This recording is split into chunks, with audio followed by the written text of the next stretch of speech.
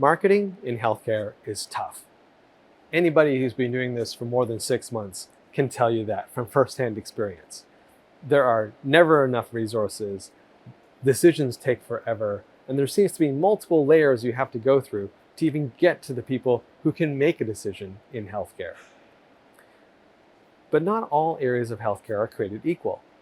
There are some niches that are even harder to market to than others. I'm thinking specifically about anybody who's trying to market into the RCM space, and also anybody who's trying to market to post-acute care, long-term care, home care. These are areas of healthcare that are really tough to crack. And kudos to any marketer who's doing that successfully. And that's why I'm super excited to sit down with my next guest. She has done it in these 3 niches, and she's done it really, really well. What you're about to watch is the fireside chat I did with Cheryl Alden, who's the Chief Marketing Officer at FinThrive. She was here at the Sway Health Toronto event doing a fireside chat where she shared a lot of fantastic knowledge of how she has been able to build a great team and implement a lot of really interesting strategies to be successful in these very difficult niches.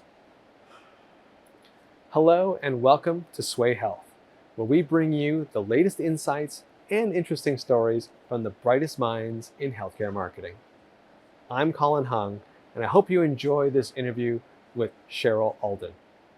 So Cheryl was been a long time the Chief Marketing Officer for Point Click Care, which is a Canadian success story, and did phenomenal work, helped that company grow multi-fold, huge Canadian success story. Funny enough, she is based here, and she and I never met in person until literally within the last year. We met in person. Yeah. It's taken us 10 years plus of working, knowing each other, talking, to finally meet in person, which is absolutely nuts. I know, and I had to work for a US company as well before I did that. So it was a very, very strange, very strange. But now Cheryl is the Chief Marketing Officer for a very large company called FinThrive, formerly nThrive. Formerly, yeah. Yes. And they are in many different spaces, but the one in healthcare that they're most well known for is obviously the RevCycle side of the house and working with a lot of payers, right? So payers.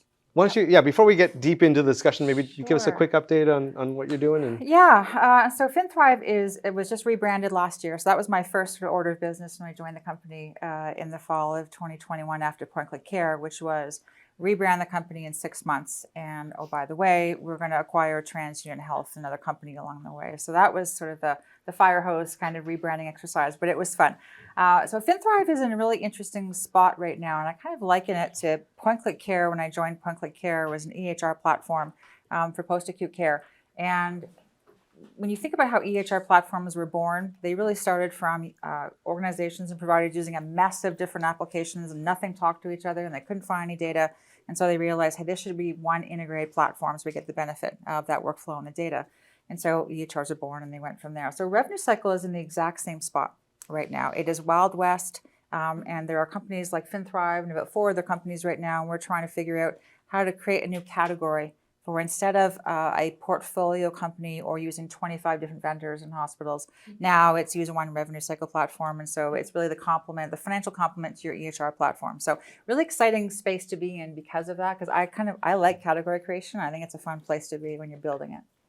Let's dive right into that and talk about that, because the topic of today was really, how do you market and frankly sell into very difficult areas of marketing? And you have a very unique perspective. Yeah, you've done some very, very tough ones. Specifically, I'm thinking about home care, long-term care, the neglected orphan stepchild of healthcare, right? The redhead stepchild, although I worked with someone who had really red hair, and so I used to say that all the time. She would just go really, but very tough market. Yes. And so that's why I wanted to have you here, and I was excited to have you here. So let's talk about that. When you approach a market like that, Cheryl, what do you do differently? How do you approach it? Because personally, I would be very daunted trying to market into the home care market right now because it's so Wild West. No regulation and no funding, no money down there. How did you do it? Absolutely. Yeah. And so, I thought about this for whenever I join a company and when I ever interview people and I say, and they ask me, what's the right mix? What would you do in a space like this? And the right answer in my mind is always, I don't know. I really don't know. And if you do know, then you haven't thought about it enough. And so when you think about healthcare, so I, started my career, I've been in, public sector, which I thought was the worst possible no money industry. And then I went into education, so I realized, nope, that's worse. And then I landed in, post-acute care, which is, so I definitely have kind of hit them all. And what I learned along the way is there are certain industries, particularly where they don't have a lot of money, that are momentum plays. And if you look at these spaces and you look at these vendors and say, like, who's got the momentum in the market, they're highly dependent on word of mouth. There's not a lot of money in them. They're very relationship driven. And so what I learned very quickly is figure out how to get the momentum in the market distinctly for your brand. And that is, number one, I would say, my advice to start with. And that's going to be different depending on your segments, depending on the market that you're in, what part of healthcare that you're in. That's really where I would start. So when you say momentum, though, what do you mean by that? Do you mean like marketing momentum and brand recognition, or do you mean like sales momentum and I think success? all of the All of it? above. And Okay. if you look at within your space, and even right now, if you think about, do you have the momentum? If so, great, keep doing what you're doing. If you don't have the momentum, who does? And what are they doing differently than you? And I was thinking about, we just came off an executive strategy retreat last week and doing some planning. And I like to put in priorities for the year. So you have your goals, you have your OKRs, but then you've got, what do you really need to be thinking about? And the number one on my list for this company, for FinThrive, for Point Care, has always been own the X narrative. And and it's not just a PR play, it's not just thought leadership, but it's really forcing you to think about, what do you want to be famous for? What do you want to be known for as your brand? And that is a really hard thing to do. I don't know about you, but every company I've worked in, I walk in the interview process, and they say, we've got value prop, we're unique, we're differentiated, we've got this. Then you get in, you realize, no, not differentiated. And you don't even know what your value is. And so you spend all this time trying to get to it. And so it really forces that conversation, is what really is unique, what really is differentiated. You have it, you have to build it, and then understand how to drop that story into the market is where to start from. Wow, so that's a lot to unpack there. So you talked about momentum being both sales and brand. Yeah. You also talked about, just making sure that you build up relationships in this market. But how do you do that with a market that may not be accepting of the solution or the company that you're with? In terms of maybe they've never heard of you, or Yep. maybe they don't even realize that they need a solution like yours. How do you Exactly. recommend Well, I doing that? think, if I go back to Point Care and also at FinThrive, what I found was there's a lot of education required, not just within your organization, but outside your organization, both. And I think that, educating a market, you have to start with your own teams. So particularly in healthcare, healthcare has long been a relationship-oriented market. And so people have relied on that. I show up at the provider with a couple of, box of muffins, and I have my conversation. That's really good. And then all of a sudden, sort of digital transformation happened. Particularly COVID accelerated that, and the selling motion is very, very different. Reaching people is very, very different, and so relationships are different. So I kind of go back to where you have that brand. I will always sort of defer back to brand and get the momentum around the brand in terms of thought leadership in your story. That is really the place to start. And whether you do that through direct outreach, through the media, through getting your story right, through differentiated value, all of those things, it's really understanding where you fall within the market and making sure that you kind of stick to that. And a lot of companies, most companies, it sounds fundamental, they don't know. They really don't know where to start from that perspective. So when you say story, what kind of story do you find resonates well in the healthcare space? Is it sort of the founder story? Is it the customer story? What kind of stories? I would try them all. Okay. I really would try them all because, I've been to one company. And so, for example, Point Care had two very charismatic founders. They were both brothers, Mike and Dave Wessinger. You would put them up on stage and they could just capture the room immediately. And so when you have that kind of talent, you want to push that out. So I spent a lot of time sort of branding and marketing Mike and Dave to our customers because it worked really, really well. I've been to other organizations where they're not quite as charismatic on stage. So I'm going to put him over here and I'm going to focus on something different, focus on the customer. So, the other thing that I would say is really pay attention to what the other competitors in your space are doing and carve out a space for yourself. I see so many vendors that are just doing the exact same thing as their competitors, and you're trying to figure out, well, why isn't this working? I'm talking about the same value. I'm sharing this. I'm outcomes based. I'm focusing on the patient. I'm focusing, and nothing's really working. It's because you're doing the same thing as everybody else. And you put yourself in the position of a provider, of a customer, with all this coming at them. Go, you all look the same to me, right? And so that differentiation, I will continue. Every answer I give today is probably going to come back to differentiation and really understanding it well. So you hit on something I wanted to ask you about there, about just being resourceful. You talked about leveraging Mike and Dave and kind of working with what you have. And then, what I'm thinking about is, companies who are starting out, don't have a lot of budget, don't have a lot of means yet, don't have a lot of name recognition, forced to be very, very resourceful. Yes. Is there anything that you've done that you would recommend to this group that was super resourceful and that they should try in these early stages to enter a new market? Yeah, I would look for, write your list of influencers. So if you can't pay to get into the market, how can you get into the market through other mechanisms? And the easiest way is through your customers. And so if you have flagship customers, if you can drive word of mouth, that is absolutely the number one way. I find that in healthcare as well as, compared to other markets, healthcare providers are very distrustful of vendors. You say you're a vendor and you just, you have a separate lunchroom and they won't eat.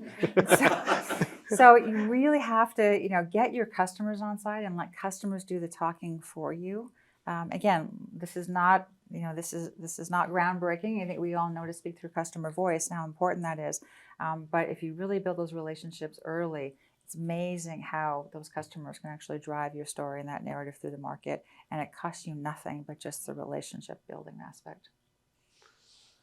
Is there any, you've talked a lot about how to get into the market, or I've asked you a lot of questions about how to get into a market. Are some warning signals where after you've tried to enter, you just go, whoa, like we're just not ready, or this isn't really a market for us? Are there any signs that you look for to say, oh, you know what, we've messed this up, we got to take a step back here? Yeah, it's interesting. I'm just going through this right now. So there's a book called The Traction Gap, Traversing the Traction Gap. And it's actually, it was a book written by Jeffrey Moore and Wildcat Venture Partners. And it's really designed for startup businesses to understand, where do you know, we all know about minimum viable product. Well, this is minimum viable traction. So how do you know you have traction in the market? How do you know when to unlock and release funding to go that bit forward? So that's a model I would recommend you taking a look at that book. I think for yourself, what I have done in our markets, and particularly in healthcare where you might have strength in skilled nursing and you're moving into home health, how do you know that you're actually ready for that? And looking at defining gates for yourself. And so is there a minimum requirement for customer satisfaction? Is there a minimum requirement for adoption, utilization?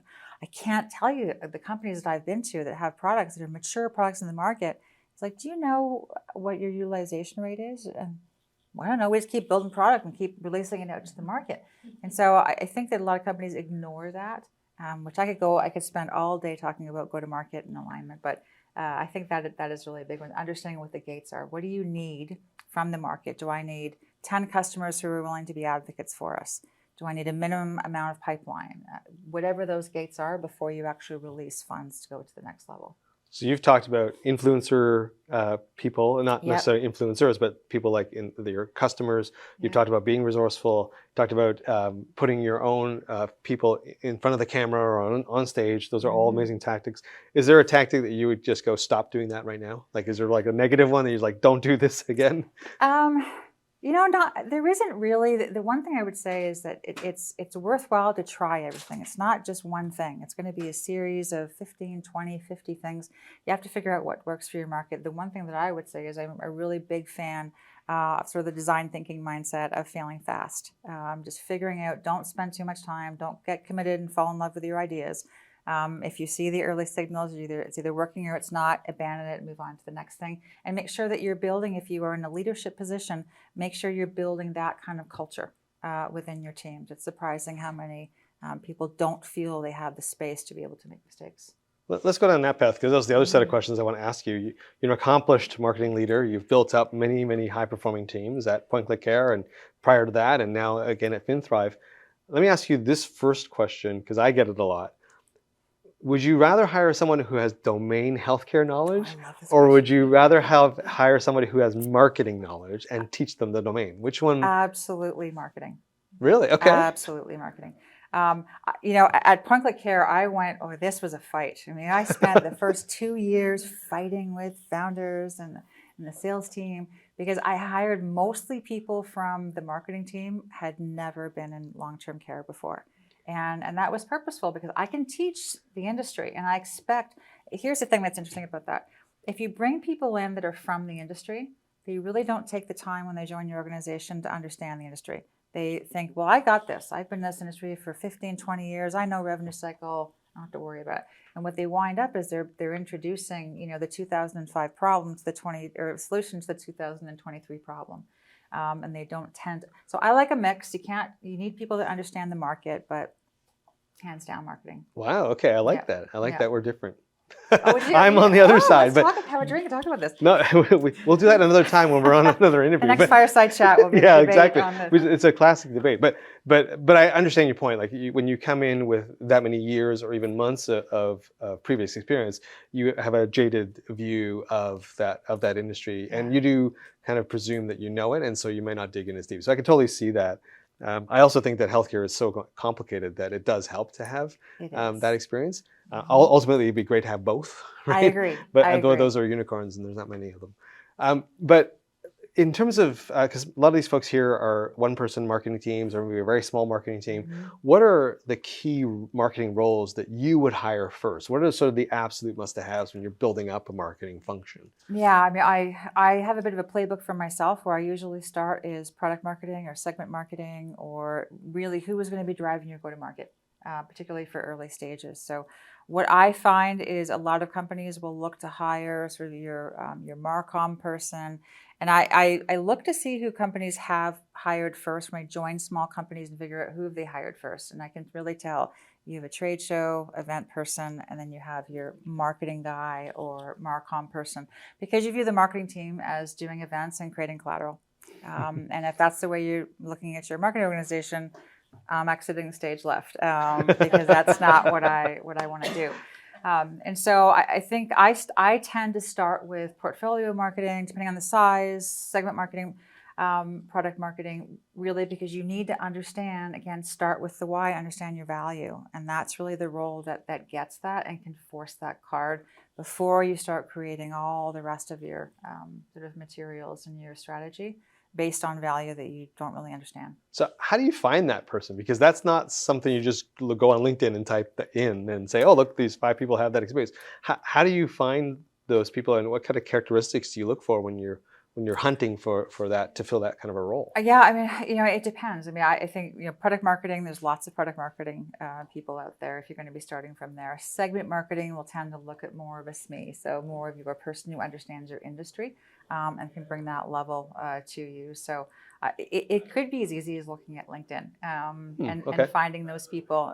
You just have to. I like people who have a curiosity. So I don't think that there is a specific set of traits that say that makes that person perfect for this role. It really depends on your organization and what's important to you, and you have to figure that out and write that pro and con column, and what do I really need to have and what's a nice to have right now, particularly if you're early in the market and lean. So again, given your perspective and your experience, what differentiates a high performing marketing team versus a not so high performing team, other than talent? I know that's sort of a big factor, but other than talent, what characteristics, what leadership style, what culture differences do you see between an amazing performer team and a not so great one? Yeah, I mean, as a team, I would say self-awareness is really defining. And I'm sure you've all had this if you're in marketing and you've been perceived as, oh, the marketing team operates in an island and they don't care what anybody else says, and they'll go off and live in marketing world, and they don't listen to sales. I've heard so much of that. And so I think that marketing and sales and customer success, you really all have the same goals. You have a different way to get there. And we're also looking at different time frames, right? This is the age-old fight, debate with sales. Like, you're looking at next quarter, we're looking at the next sort of 2 to 3 years. But I think it's also being self-aware to know how you're showing up. And I always say to my team, input versus feedback, please. Input versus feedback, because sometimes marketing is in a position where you have to run fast and do a lot. You don't have time to explain yourself to people and other teams. And that's really kind of where you fall down. Self-awareness. You went there, so I have to ask you. Yes. How do you bridge that gap with sales? Because it is always a fight. If I knew the answer to that, Colin, I would be in a bigger room. I would say that I'm going through it right now. I'm going through it right now, and I've gone through this every single company that I have been with. And I remember there was, I think it may have been an Eloqua ad like years ago, and it kind of had marketing and sales BFFs at last. And I thought, So we'll see about that. A couple of things that I have done that have worked well for me. One of them is have the same goals. So if you show up in the room and you say marketing is going to be contributing this and sales is going to be contributing this, like number of leads and MQLs and all of that stuff, just stop it. Like if I was going to say stop it, stop that. Stop the insanity. Getting aligned around a pipeline goal for the business. So what pipeline do you require to meet your sales targets and your revenue targets? What is that? What is the role that you're going to play jointly at the table in that versus having these two separate universes? I think that helps, number one, a lot. And then secondly, input versus salespeople love to be heard. And they don't like to be heard after you've created something. I get a lot of feedback. It's like, well, we would do something completely different. That's why you're in sales. But we get your input so you feel heard. So when we come back to you with the end result, everyone feels pretty good. So those two things have worked for me. Beyond that, there's work to do. There's a lot of work to do. I like how you put that, though. Like, get their input, so at least they've been heard, even though you might not actually take 100% of their input and incorporate it. Yeah. But they are in front of They are in front of the customer every day, more so than we are. And so, yeah. Yeah. On one hand, they're not graphic artists, and though they pretend to be. That's right. And we don't need you to edit our work. Exactly. Please don't be an editor. Our writing, it's fine. The colors are fine. Exactly. Yeah. That's right. Yeah, exactly. Right. Oh, that's a whole other. We could have a whole debate just on the PowerPoint stuff. Now that we would all have drinks and have a discussion over that. Well, let me ask this final question of you before we hand it over to the audience here. What's one thing that you would say as to aspiring marketing leaders of how they could further their career in marketing? The first one is figure out what you want to do. I've had a lot of people in my career say, I want to be a CMO. I said, well, why do you want to be a CMO? I go, I don't know, because they're in charge. I want to be a CMO. And then you start talking about what the job actually is and say, do you still want to be a CMO? And so I think a lot of companies have changed their view on an individual contributors and sort of wealth creation, because it used to be where you'd always have to be aspiring higher in the organization in order to create more wealth for yourself. And then what companies found is you have a bunch of bad leaders because they're not really meant to be leaders. They just want to make more money. And so stop that. That's on the list of stop it. Okay. Stop doing that. And create opportunities for individual contributors to be able to, if you have a specialization, they're really good at something, find them a path to make money doing that. And so I would just say really understand whether it's a role that you want. If you do want to be a CMO, it does not mean just understanding marketing and sort of have a breadth of marketing expertise. You have to get outside of the marketing team through the organization. And that is something that's definitely evolving as marketing seat at the table. Is very much early stage, tip of the spear. It used to be sales, tip of the spear for the market growth. It's not, it's marketing. And so you have to be a lot more engaged with product, with strategy, with sales, customer success, really every part of the business. And so make sure that you either have experience doing that and actually want to do that. What's the one skill you would say that as a marketing leader you really should have? Versatility. I think that's it. Okay. Yeah, you have to be really flexible and know that your skill set, whatever you've done before, isn't necessarily your skill set. I mean, marketing is kind of everywhere in the business, and be okay doing that. Cool. Well, Cheryl, thank you for being on the program today. Really appreciate your input. It's fun. It's like therapy. Hey, I want to thank Cheryl for coming on camera with me and for being part of this wonderful Sway Health Toronto event. Her session was packed, and the audience really, really enjoyed all of the great insights that she shared about what it takes to be a successful chief marketing officer, marketing to these very, very specific niches within healthcare. My big takeaway is that Cheryl and I have very different views on whether it's better to hire somebody with domain knowledge or whether to hire someone with marketing knowledge. We both agree, though, however, it'd be great when you can combine those two in a single person, but there aren't that many of those around.